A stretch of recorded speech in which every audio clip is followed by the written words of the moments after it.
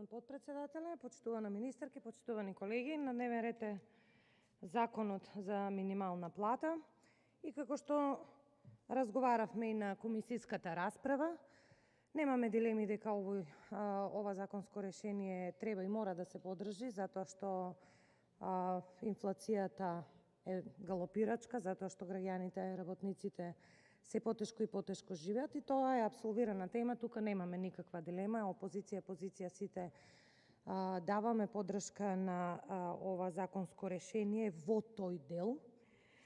Но јас и на комисиската расправа имав неколку дилеми. Значи, во услови кога секој пети македонски граѓанин живее во сиромаштија, ценовен раст кој го подгреа прво здравствената криза, продолжува со ударот на енергетската криза. Минатата година статистика покажа дека дека цените пораснале за 4,9 кумулативно во споредба со истиот период претходната година и во тие услови велат дека се замрзнати цените, но не се сите цени замрзнати. Значи, растот на цените на одредени производи е сериозен и допрва ќе станува и станува веќе драматично со новите цени на струјата, на парното, на гасот, кои се актуелни на стартот на 2022 година. Важноста на замрзнатите цени истекува, ќе видиме дали тие повторно ќе бидат замрзнати, иако пак ќе кажам, не се замрзнати цените, затоа што кога ќе одите во маркет, тоа ќе го видите секојдневно. Значи, тие причини, да, во ред е покачувањето на минималната плата, но да се навратам на дилемите. Дали ќе важи ова за сите? Со одбивањето на нашиот амандман, кој ќе го кажам малку подоцна, владеачкото мнозинство, за жал, кажа дека нема да важи за сите. Дали ќе се зголеми контролата и дали ќе се, бидејќи доаѓам од регионот Источна Македонија, во кој што има конфекции, кожарска, чевларска индустрија, и сведоци бевме и во минатото, значи самокритични сме во тој дел. Едноставно системот беше таков и за жал се уште имаме примери, минатата година имавме пример, ова не го кажувам само ја, туку и ова го кажува и едно од најактивните издруженија во тој регион, кој што Гласен текстилец, кој што за жал не било повикано на економско-социјалниот совет, дека можности за враќање на плик во плата, можности за 2 денари плата, да, тоа имавме во Штип еден таков случај, платата на работниците им беше само 2 денари, можности за плаќање 18.000, па барање да им се вратат парите ќе има и тоа треба инспекторатот и текако да оди на терен и овие аномалии да ги контролира.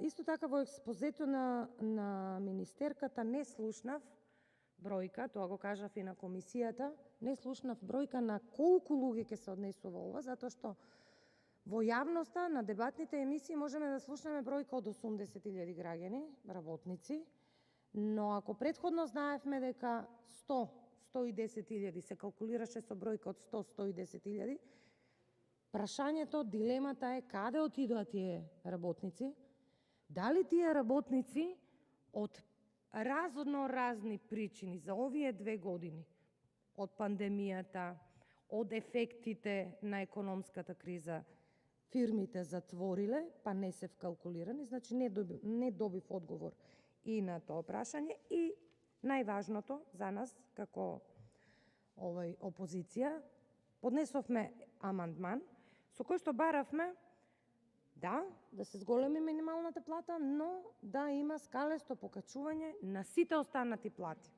Нашето амандманско решение е впрочем нешто што го има и во преодни завршни одредби во постоечкото законско решение, само расчленето за кого се однесува и така натаму. Тоа го има тоа го потврдуваат и сите синдикати кои што сега се јавуваат, дека мора да има, дека не фере, не дискриминаторски ќе биде доколку остане само 18.000 денари плата за останатите работници, бидејќи веќе ќе почнат да се соочуваат со нели народски речено урамниловка и голем број на групи, подгрупи од сите колективни договори на лица од помошно-технички персонал и на останати лица ќе бидат веќе изедначени со платата. Министерката тоа многу убаво го знае, но ете не смогна сили да го прифати нашето амандманско решение, кое што впрочем и е законско. Не се сложувам со тезата на министерката која што рече дека не може, неизводливо е и дека нели прво треба општиот колектив. Тоа се со колективните договори, да, се сложувам, треба да се нивелираат, но во самото законско решение ова ставка постои во преодни и завршни одредби и вели минималната плата по усвојувањето на секоја ставка на минимална плата мора да скалесто да бидат покачени сите останати плати.